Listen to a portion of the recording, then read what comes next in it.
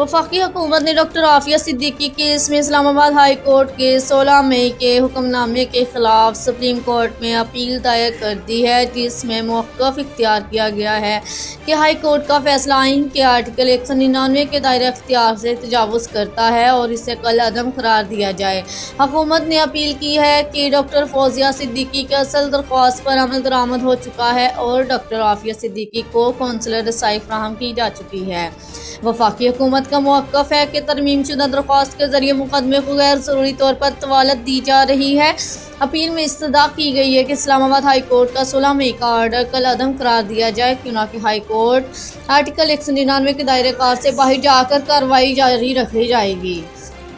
याद रहे कि 16 मई को इस्लामाबाद हाई कोर्ट ने डॉक्टर फौजिया सिद्दीकी की दरख्वास्त में तरमीम की इस्तदा मंजूर की थी, जिसके बाद अदालत ने वकील इमरान शफीक को एक हफ्ते में तरमीम शुदा पिटीशन दायर करने की हिदायत दी थी।